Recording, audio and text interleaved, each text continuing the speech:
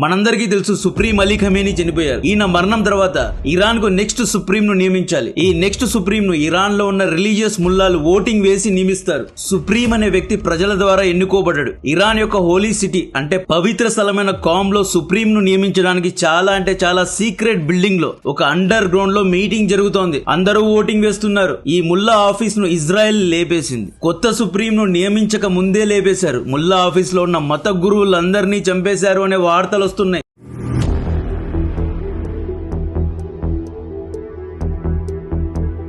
ఈ ముల్లా ఆఫీస్ లో Ali Khamenei కొడుకు ముస్తఫా ఖమేనీ కూడా ఉన్నట్లు సమాచారం వస్తోంది. ఈయన కూడా గాయపడి ఉంటాడు లేదా చనిపోయి ఉంటాడు అనే వార్తలు వస్తున్నాయి. ఫస్ట్ ఈ దాడి గురించి యాక్సియోస్ ప్రచురించింది. ఆ తర్వాత ఇజ్రాయలీ మీడియా కూడా కన్ఫర్మ్ చేసింది. మొన్న వీడియోలో డిస్కస్ చేశాం కదా, ఇరాన్ టర్కీ వరకు వెళ్తుంది అని. టర్కీ అనేది పేరుకు మాత్రమే ముస్లిం దేశం. 10 మంది ఏమనుకుంటారో అని చెప్పి పాలస్తీన్ హమాస్ పై జాలి చూపిస్తుంటుంది. కాశ్మీర్ ను ఇండియన్ ఆర్మీ ఆక్రమించింది అని చెప్పి డబుల్ స్టాండర్డ్స్ లో మాట్లాడే టర్కీలో నాటో యొక్క అతిపెద్ద మిలిటరీ బేస్ ఉంది. టర్కీలో అమెరికన్ బేసెస్ కూడా ఉన్నాయి. ఇరాన్ ఈ రోజు టర్కీపై బ్యాలిస్టిక్ మిసైల్ ను ఫైర్ చేసింది. హయాత్ ప్రావిన్స్ వైపు ఈ మిసైల్ ను నాటో డిఫెన్స్ సిస్టమ్స్ ఇంటర్సెప్ట్ చేశాయి. ఈ మిసైల్ ఎంత పెద్దగా ఉందో చూడండి. ఇస్తాంబుల్ వరకు నెక్స్ట్ మిసైల్స్ అండ్ డ్రోన్స్ వెళ్తాయి. టర్కీను డెఫినెట్ గా ఇరాన్ వదలదు. టర్కీపై దాడికి కారణం టర్కీ సున్నీ దేశం, ఇరాన్ షియా దేశం. జీసీసీ గల్ఫ్ దేశాలు ఎలాగైతే యుఎస్ఏ నాటో మిలిటరీ బేసెస్ కు ఆశ్రయం ఇచ్చాయో సేమ్ అలాగే టర్కీ కూడా నాటో బేసెస్ కు ఆశ్రయం ఇచ్చింది. అండ్ టర్కీ నాటో కూటమిలోనే ఉంది. సిరియాలో 2025 వరకు బషర్ అల్ అసద్ ప్రభుత్వం ఉండేది. అసద్ షియా అల్వైతీ సమాజానికి చెందినవాడు. అసద్ కు ఇరాన్ ఆర్మీ హెజ్బుల్లా సపోర్ట్ చేసేది. బట్ లాస్ట్ ఇయర్ అసద్ కు వ్యతిరేకంగా ఈ వ్యక్తి అల్ షరా తిరుగుబాటు చేశాడు. ఈ al Sharaa al Jolani is actually ISIS al Qaeda member. ఇతని గ్రూప్ పేరు హయాత్ తహరీర్ అల్ షామ్. ఈ అల్ షరా ఎర్దోగాన్ కు పప్పెట్. సిరియాలో కబ్జా చేయాలి అని చెప్పి అల్ షరాకు సపోర్ట్ చేసి ఇరాన్ ను ఓడించాడు ఎర్దోగాన్. అస్సాద్ అని ఓడించి సిరియాలో అల్ షరా ప్రభుత్వాన్ని స్థాపించాడు. ఆ పగతోనే హజ్బుల్లా ఈ రోజు టర్కీపై దాడి చేసింది. అప్పుడు ఇరాన్ మీడియా ఏమని ప్రచురించింది అంటే ఎర్దోగాన్ పేరుకు మాత్రమే ముస్లిం, ఇజ్రాయెల్ కు రాకెట్స్, ఫుడ్ అండ్ ఫ్యూల్ ను అమ్ముతున్నాడు, బయట మాత్రమే ఉమ్మా అని చెప్పి లోపల గుణపాలు దింపుతాడు ఈ వ్యక్తి అని చెప్పి ఆరోపించింది. అప్పటి స్కోర్ ను ఇప్పుడు సెటిల్ చేశారు అనమాట. ఈ రోజు కూడా ఇరాన్ ఇజ్రాయెల్ పై 17th wave of missile barrage ను లాంచ్ చేసింది. బెహ్రీన్ పై దాడులు జరుగుతున్నాయి. ఖతర్ ను టార్గెట్ చేశారు. అల్ ఉదేద్ ఎయిర్ బేస్ లో రాడార్ ను ధ్వంసం చేసిన తర్వాత దోహాను టార్గెట్ చేసినట్లు తెలుస్తోంది. ఈ రోజు USA war secretary Pete Hegseth war update ఇచ్చాడు. ఇరాన్ యొక్క ఎయిర్ స్పేస్ లో B-2, B-1, B-52 USA and Israeli fighter jets మాత్రమే తిరుగుతున్నాయి. మేమిప్పుడు ఎక్కడ కావాలంటే అక్కడ ఇరాన్ పై దాడి చేయగలము అన్నాడు. B-2 బాంబర్స్ యొక్క రంగ ప్రవేశం తర్వాత అండర్ గ్రౌండ్ లో ఉన్న మిసైల్ లాంచర్స్ ను కూడా డిస్ట్రాయ్ చేస్తున్నాము అన్నాడు. ఇరాన్ మిసైల్ బ్యారేజెస్ యొక్క స్కేల్ అనేది తగ్గింది. సండే రోజు 80 మిసైల్స్ వచ్చాయి ఇజ్రాయెల్ పై, మండే రోజు 30, నిన్న 20. ఇలా ఈ స్కేల్ అనేది తగ్గుతోంది అన్నమాట. ఇరాన్ మీడియా ఏమంటోంది, ఇరాన్ కావాలనే స్కేల్ ను తగ్గిస్తోంది. మా యొక్క మిసైల్స్ కు లేదా మిసైల్ లాంచర్స్ కు ఏమీ కాలేదు, దిస్ ఈజ్ ఎన్ స్ట్రాటజీ అంటున్నారు. This means Iran missile launchers పై దాడులు జరుగుతున్నాయి అనేది వాస్తవం. ఇరాన్ ఏమని వార్నింగ్ ఇచ్చింది అంటే ఒకవేళ ఇజ్రాయెల్ గనుక లెబనాన్ లో ఉన్న ఇరాన్ ఎంబసీపై దాడి చేస్తే ప్రపంచంలో ఉన్న ఇజ్రాయలీ ఎంబసీస్ పై కూడా ప్రతిదాడి చేస్తాము అని చెప్పి వార్నింగ్ ఇచ్చింది. నిన్న రాత్రి యుఎస్ఏ నేవీ ఇండియన్ ఓషన్ దగ్గర శ్రీలంకన్ కోస్ట్ దగ్గర IRNS డేనా అనే ఒక ఇరాన్ షిప్ ను సింక్ చేసింది. ఈ ఇరాన్ షిప్ అనేది రీఫ్యూలింగ్ కోసం అక్కడ ఆగింది. అంటే యుద్ధం అనేది ఇండియన్ ఓషన్ వరకు వచ్చింది. ఇండియన్ ఓషన్ లో దాడులు చేశాము అని చెప్పి పీట్ హెక్సిత్ కూడా మెన్షన్ చేశాడు. మెల్లిమెల్లిగా వీళ్ళు ఇండియాను కూడా యుద్ధంలో లాగేలా ఉన్నారు. వరల్డ్ వార్ 2 తర్వాత మొట్టమొదటిసారి ఒక టార్పెడోతో దీన్ని లేపేశాము అని చెప్పి పీట్ హెక్సిత్ పేర్కొన్నాడు. స్ట్రైట్ ఆఫ్ హర్మూజ్ లో యుఎస్ యొక్క సబ్మరైన్స్ తిరుగుతున్నాయి. ఇరాన్ హర్మూజ్ ను క్లోజ్ చేయడానికి లేదు. వరల్డ్ యొక్క ఆయిల్ ఫ్లో స్మూత్ గా సాగాలి, ఎలాగైనా స్ట్రైట్ ఆఫ్ హర్మూజ్ ను ఓపెన్ చేస్తాము అన్నట్లు అమెరికా మాట్లాడుతోంది. బందర్ అబ్బాస్ పోర్టు దగ్గర షాహెద్ సులేమానీ అండ్ షిరాజ్ అనే 2 డెస్ట్రాయర్ ఇరానియన్ షిప్స్ ను కూడా లేపేశారు. యుఎస్ఏ యొక్క టమహాక్ మిసైల్ ఎలా లాంచ్ అయిందో చూడండి. భూమికి ఎంత కిందన ఇది ఎలా వెళ్తోందో చూడండి. ఈ విధంగా USA army straight of Hormuz, Gulf of Oman, Indian ocean లో కూడా తమ యొక్క పట్టును బిగిస్తోంది. ఇరాన్ నేవీను ధ్వంసం చేయడానికి సిద్ధమయ్యారు. ఇరాన్ ఇన్ని రోజులు అంటే ఈ 2-3 డేస్ గా స్ట్రైట్ ఆఫ్ హర్మూజ్ ను క్లోజ్ చేసి హర్మూజ్ వైపు వస్తున్న ఒమాన్ ఆయిల్ ట్యాంకర్ ను లేపేశారు. ఈ రోజు కూడా ఒక ఆయిల్ క్యారింగ్ షిప్ ను ఇరాన్ లేపేసింది. హర్మూజ్ దగ్గర ఉన్న ఫజైరా పోర్టును యుఏఈ పోర్టుపై దాడి జరిగింది. ఒమాన్ యొక్క అతిపెద్ద దుఃఖం పోర్టుపై దాడి జరిగింది. ఈ ఫజైరా దుఃఖం పోర్టును the gate way of straight of Hormuz అంటారు. ఇక్కడ నుండే షిప్ డాక్ అవుతాయి, ఆయిల్ ను ఫిల్ చేసుకుని ప్రపంచ వ్యాప్తంగా సరఫరా చేస్తూ ఉంటాయి. సలాలా పోర్టుపై కూడా దాడి జరిగింది. దీనికి కౌంటర్ గా ఇరాన్ నేవీను టార్గెట్ చేస్తున్నారు అనమాట. ఈ వీకెండ్ ఒకవేళ మీరు ఫ్రీగా ఉంటే ఆర్టిఫిషియల్ ఇంటెలిజెన్స్ గురించిన ఒక కోర్సును రికమెండ్ చేస్తున్నా. ఇది మన వ్యూవర్స్ కోసం ఫ్రీ కోర్స్, లింక్ కింద ఉంటుంది.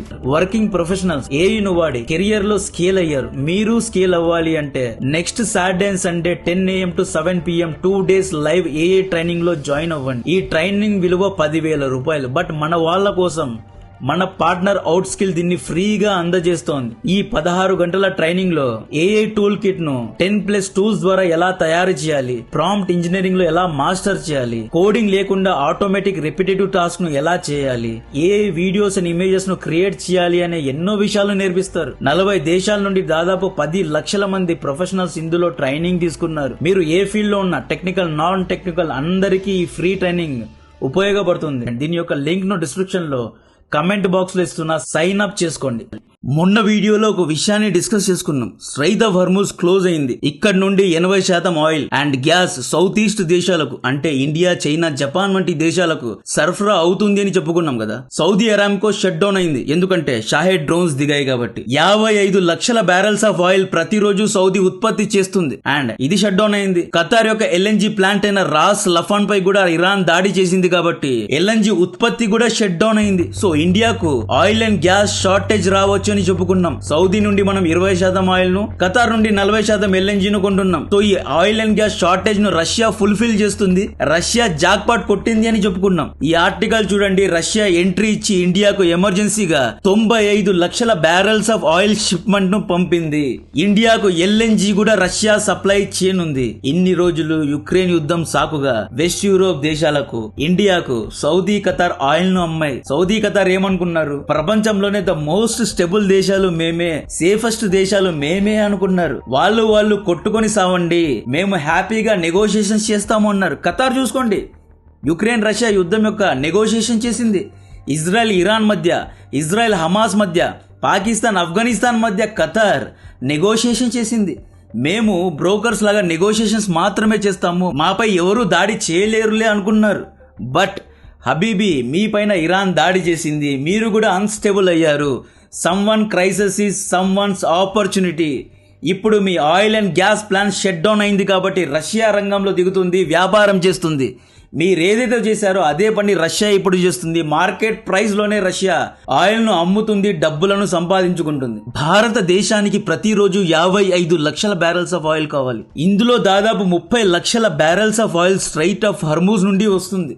ప్రపంచంలో రష్యా రోజుకు 100 లక్షల బ్యారెల్స్ ఆఫ్ ఆయిల్ ను ఉత్పత్తి చేస్తుంది కాబట్టి సౌదీ, ఖతార్ ప్లేస్ ను రష్యా తీసుకుంటుంది. అమెరికా రోజుకు 300 లక్షల బ్యారెల్స్ ఆఫ్ ఆయిల్ ను వాడుతుంది.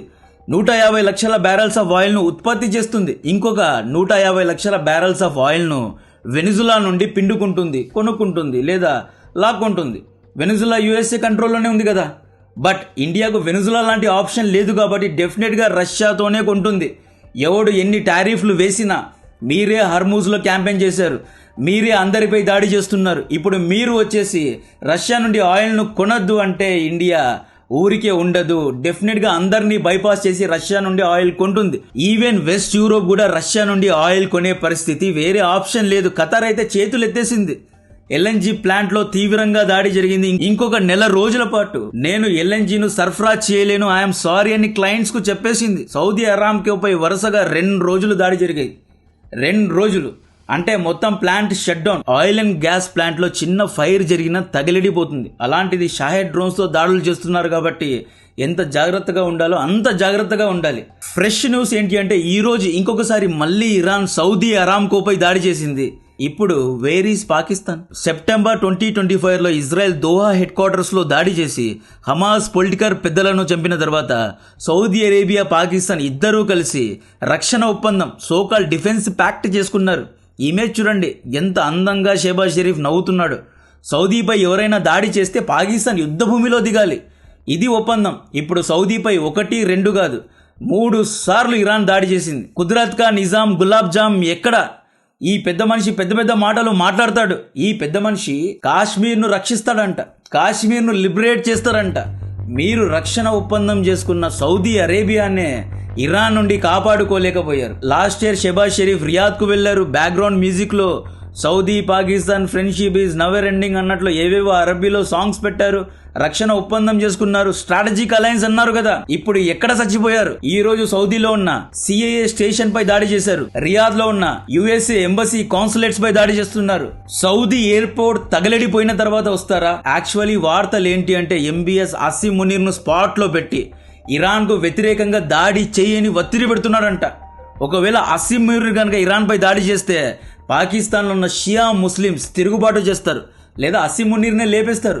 షియా ముస్లిమ్స్ చాలా అంటే చాలా అగ్రెసివ్గా ఎక్స్ట్రీమ్గా ఉంటారు. షియా ముస్లిమ్స్తో పెట్టుకునే దమ్ము అసీం మునీర్కు ఉందా?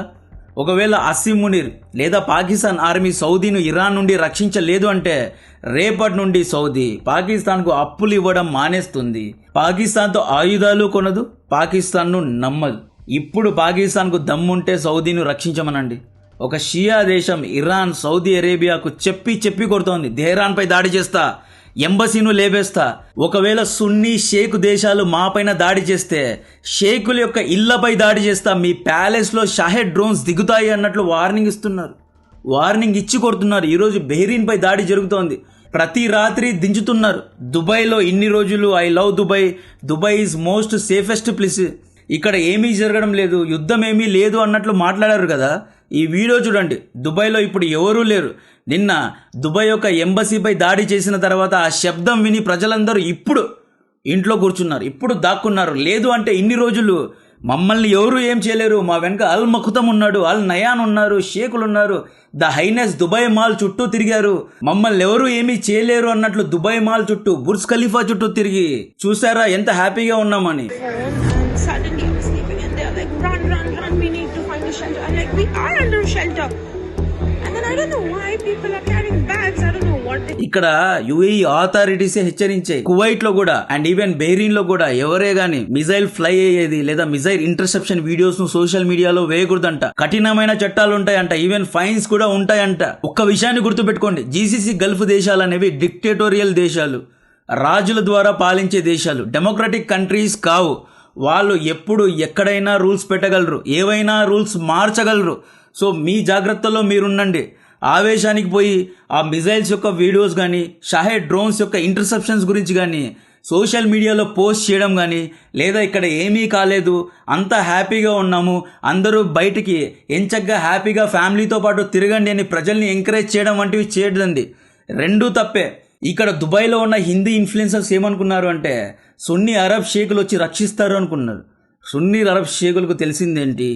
డ్రైవర్స్ను హింసించడం, కద్దామాలను టార్చర్ పెట్టడం, ప్రతిరోజు పార్టీలు చేసుకోవడం, ఇంతింత మండీలు వేసుకొని తినడం, పార్టీలు చేసుకోవడం, Thursday party, Friday party, Saturday party. ఈ రమదాన్ మాసంలో అయితే 30 రోజులు పనే చేయరు. ఎవ్రీ నైట్ పార్టీ, మీటింగ్లు, ఎంజాయ్మెంట్, టెక్నికల్ స్కిల్స్ లేవు. యుద్ధ భూమిలో ఎలా ఉంటుంది అనేది తెలియదు. ఏమైనా జరిగితే యుఎస్ఏ నాటో వస్తారు అని చెప్పి హ్యాపీగా ఉన్నారు. ఆయిల్ నమ్ముతారు, ఆయిల్ డబ్బుల ద్వారా ఎంజాయ్ చేయడం, లేదా ప్రభుత్వం ఇచ్చే రిటైర్మెంట్ ఫండ్ ద్వారా ఎంజాయ్ చేయడం, ఫోర్ట్ నైట్ పార్టీ, రాత్రంతా కూర్చోవడం, ఎంజాయ్ చేయడం. వీళ్లకు ఒక డ్రోన్ను ఎలా ఫైర్ చేయాలో తెలుసా? యాంటీ మిజైల్ డిఫెన్స్ సిస్టమ్స్ ద్వారా ఎలా ఇంటర్సెప్షన్ చేయాలో తెలుసా? ఫైటర్ జెట్స్ను ఎలా ఎగిరించాలో తెలుసా? ఒక కన్స్ట్రక్షన్ ప్రాజెక్ట్ను కంప్లీట్ చేయడం తెలుసా? సున్నీ అరబ్ దేశాల్లో 100 మందిలో 20 లేదా 30 మందికి మాత్రమే టెక్నికల్ స్కిల్స్ హైగా ఉంటాయి. మిగతా 70 మంది ఆయిల్ మనీతో ఎంజాయ్ చేసేవాళ్ళు. ఫుల్ సుఖం. 2-3 భార్యలు ఉంటారు దుబాయ్ బార్డర్లో, బెహ్రీన్ బార్డర్లో, అక్కడొకటి ఇక్కడొకటి, ఈ ఇంటికి వెళ్తారు ఆ ఇంటికి వెళ్తారు, ఎంజాయ్మెంట్. ఇలా ఎంజాయ్ చేసేవారు మిమ్మల్ని ఎలా రక్షిస్తారు? సో నా కాంటెంట్ నచ్చితే వీడియోను లైక్ చేయండి, ఛానల్ను సబ్స్క్రైబ్ చేసి అందరికీ షేర్ చేయండి. జై హింద్.